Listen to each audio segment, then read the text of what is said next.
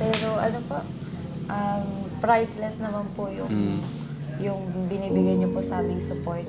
Kahit po bigyan niyo kami ng any amount of money, iba pa rin po yung love na binibigay niyo po sa amin. So, naiiyak ako. Pag po naaalala ko po yung... naiiyak. Sorry po. Pag po kasi naaalala ko po yung kung paano po naging mabuti si Lord sa buhay namin, sa tulong niyo po. Hindi ko po maiwasan, hindi maiiyak.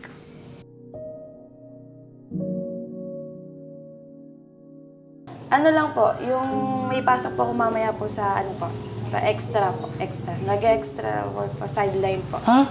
Opo. Saan? Sa Bulwaldo po, sa highway po. Kuya August sa may ano po. Saan? Chicharon po.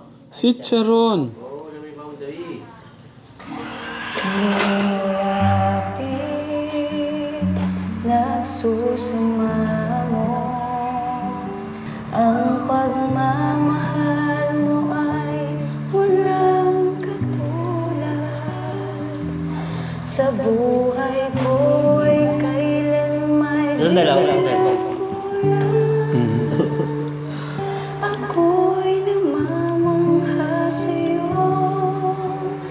Kada kailangan itatanghal kita, O Diyos, ikaw lang. Kumusta kaya yung ating isa sa pinakamagandang scholar, Katekram? Tao po! Hello! Kumusta? Mga ano to, mga halaman ni nanay. Yan.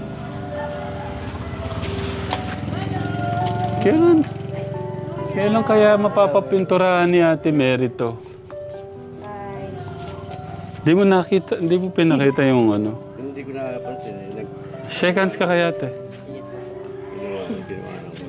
God bless. Kasi pag shake hands ka no? Hello, kuya. Pasok po. Sige, pwedeng ano, mga musta. Opo. Pinuntahan ko itong inaanak ko eh. Yan yung talatero. Ha? Yan. Oo. Si nanay, nasa si nanay. Nandun po sa kapatid niya po. Nag-birthday po ngayon yung kapatid niya po. Oh, okay. May, Mag-hello ka muna. Sino? yung ate ko pang taga Pampanga po. Ah, Kaya po may tricycle din po dyan. okay. Hello po, mga katekram. Kumusta po kayo? Matagal-tagal din po tayong hindi po nakapagsama-sama. Almost 1 month po, ano po. So, kumusta po? Sana po nasa maayos po kayong kalagayan. Monthly po Katekram. First week of the month, nasa bahay po sila. Lahat po ng mga scholar natin. Kaya nasabi po ni ate na 1 buwan. Pero next week, doon na kayo ulit. At meron tayong ano sa kanila, dagdag sa kanilang allowance. Ayan. Pagka Beru Katekram, ginagawa ko natin 5,000 a month sa 13 kayo ngayon eh, no? Yan, 13 yung mga scholar natin ngayon. At yan, bibigyan natin ng karagdagang allowance. Yan. Sa tulong po nyo, hindi lang din inuulit ko, sa tulong po nyo, nagiging special yung ating pagmamahal sa mga scholar po natin. Shoutout po pala sa mga member po ng channel po natin. Kasi po, yung inyo pong pagpapamember Katekram, ay napupunta po yan sa ating mga scholar. Diyan po natin inilalaan ang inyo pong pagpapamember, pagmamahal sa channel natin, pagsuporta po nyo sa channel po natin, sa ating 13 na scholar. Yeah. Thank you po. At sana madagdagan pa po yung ating mga scholar, kahit papano, yung mga gustong-gustong mag-aral na kabataan ay kahit papano hindi man natin maibigay lahat, matulungan natin yung mga bata, yung mga kanilang mga magulang, na gustong bigyan ng magandang kinabukasan ang kanilang mga anak. Gaya po ni Ate Mary. Thank you po. And welcome. Opo po kayo. Yan.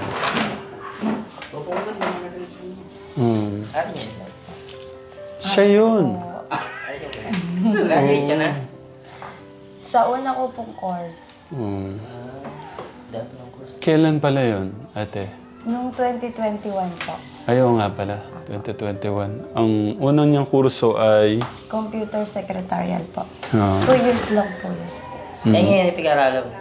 Business administration po. ba't kumikindat yung mata mo? Sabi ko, sabi niya, bawal nga. Pag okay na, pagkatapos na sila at may maganda ng trabaho at pwede na, tapos ikaw at pwede ka ng okay ka na din. Business ad.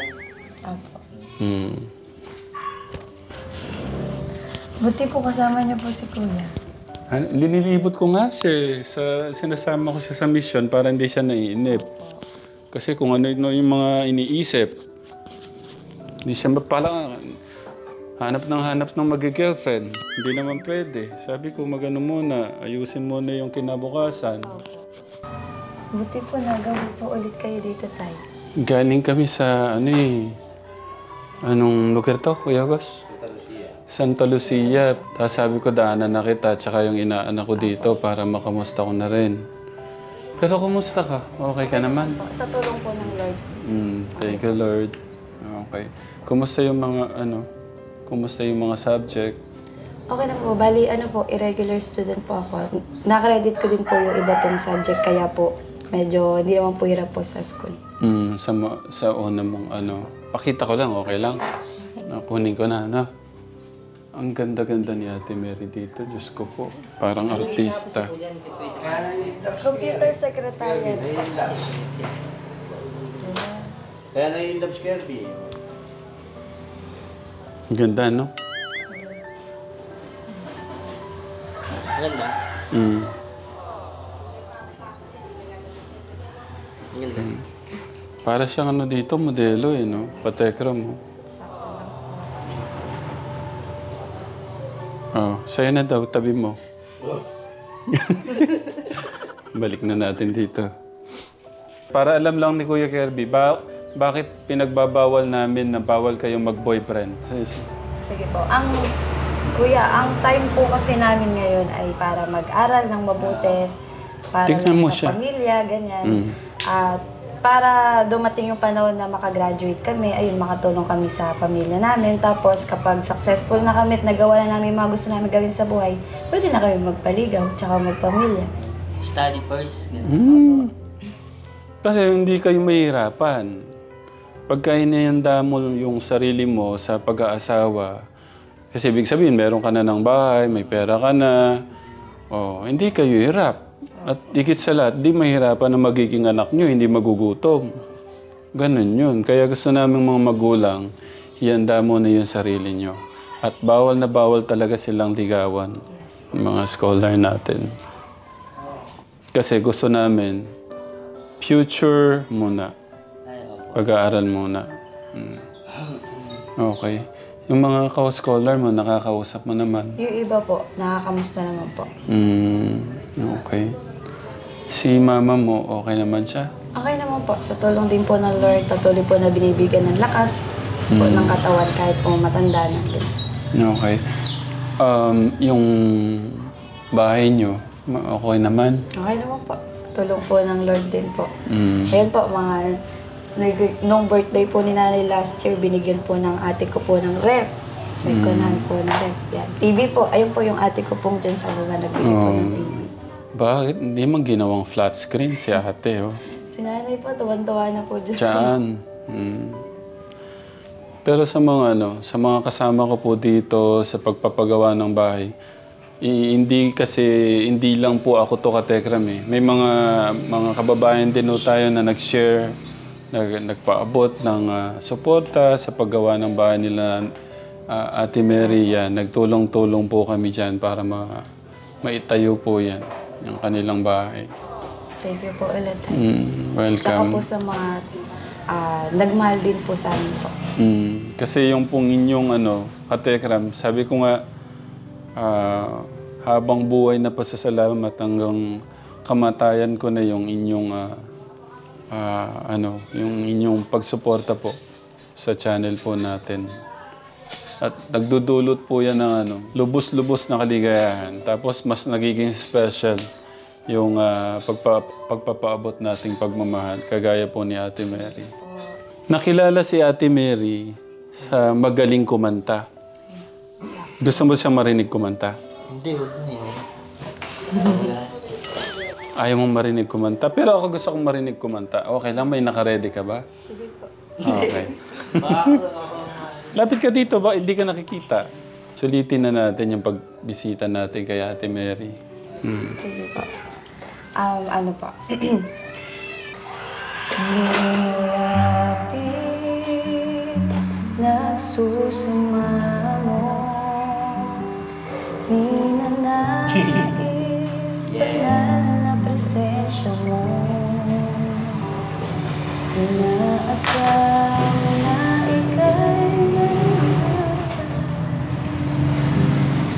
O Diyos, puso ko'y katagpuin. Ang pagmamahal mo ay walang katulad. Sa buhay ko ay kailan may Doon na lang, wala tayo. ako'y namamangha sa'yo. Kada kailangan itatanghal kita. O Diyos, ikaw lang. Ayun po. Palakpakan naman si Ate. Ang galing eh, no? Parang ang boses ng anghel, no? Praise God po. Thank you, Lord. Ang galing ng mga scholar natin. Okay. Ikaw, gusto ko yung kanta niya, tapatan mo. Hindi. Isip ko na, tama ubo. Kahit yung shirt lang. Sige. Ala. Yung shirt lang, yung ano mo lang. Wala nga po. Kahit yung ano lang, sige na. Sige na po. Yung rap. Ayoko. Wag na. So, okay lang. Pakitaan mo na si Ate Mary. Okay lang. Sige na. Ayoko. Dito na. Ang galing-galing mo mag- Kakanta ako, wag nga. Sige na. Go po yan. Ayoko, mahirap kumanta eh. Ayun na lang, yung kinanta niya. Sige na. Yung kinanta ni Ate Mary. Mahal kita, pagkat mahal kita. Ayun ba yun? Ganun? Ha? Ay na. Ayusin mo, ha? Ayun, magsimula ka. Ang pag-ibig ay sadyang ganyan. Tiwala sa isa't isa'y kailangan. Dati mong pag-ibig, wala akong pakialam. Basta't mahal kita, kailan pa man, yeah. Huwag kang mag-iisip ng ano pa man.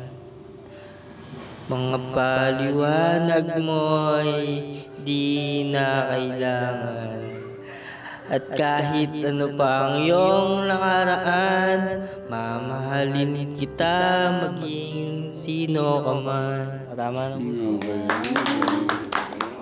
Okay. Ganda. Tingnan mo, ganun lang. Napasaya mo kami. Napasaya mo yung mga nanonood kay Ate Mary tsaka sa'yo. Ito na yung second time na nagkita kayo, di ba? Ay, aba. Okay. Naiya ka pang magsalita nun eh. Anong maipapayo mo bilang estudyante naman, si Ate Mary? Ganyan nga po, tama. Pagbutihin po nila kasi, background future po nila yun eh. Kumbaga, dala po nila sa hanggang inabukasan po nila yung, kung gusto po nilang talaga pong ipagmalay yung pinag-aralan po nila. Nasa kanila po yun, na maganda po yung naging buhay po nila. Gustuhan po nila, ganun. Ang galing mo eh, no? Ang galing mo magpayo. Hindi, yun lang. Idol ko. Siyempre, maganda ka rin sa kanila kasi ganun yung mga dream future nila. Ikaw ba yan? Kirby? Angeles? Yung mapapayo mo sa kanya? Ang mapapayo ko lang po kay Kuya, magpatuloy lang po siya ngayon. Dahil kapiling naman po niya kayo na kayo rin po ang gumagabay po sa kanya, nagpapayo, nagmamahal, nag-aalaga, nag-aasikaso, nag-aaruga.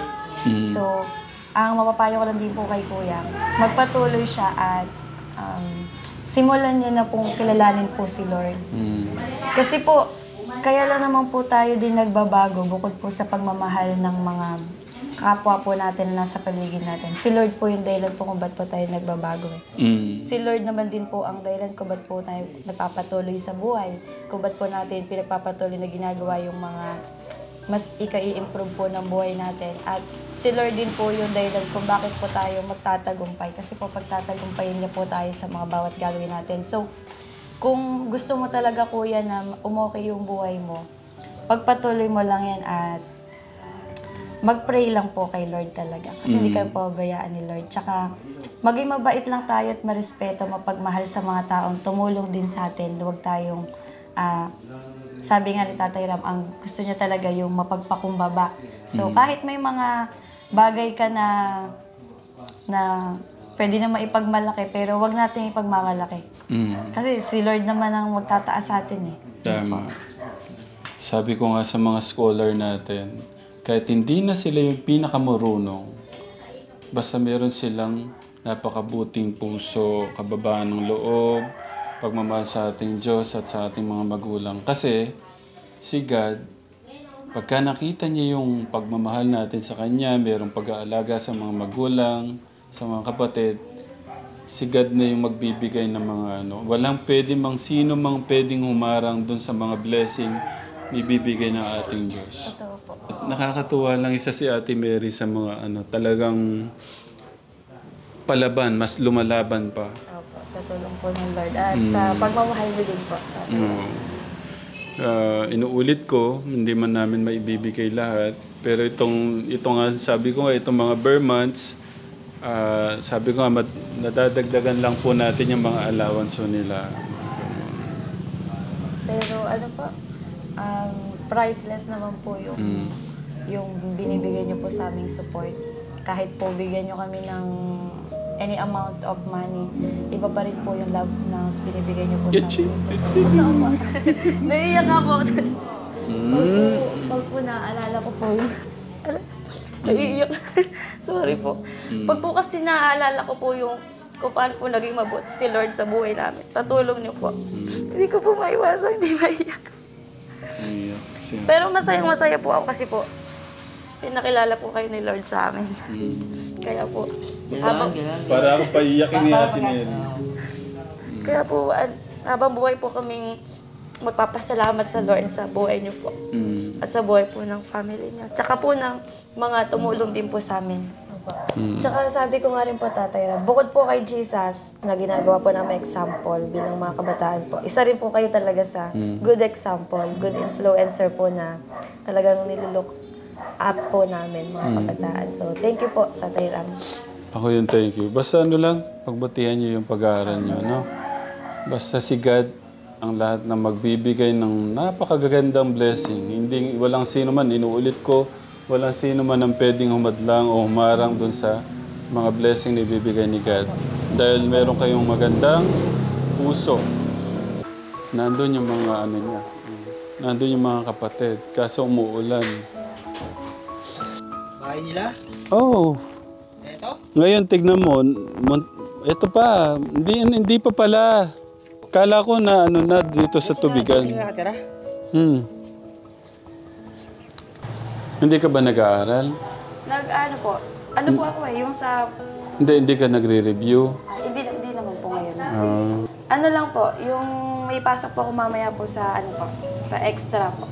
Nag-extra work po, sideline po. Ha? Po. Saan? Sa Bulwalto po, sa highway po. Kuya August sa may po.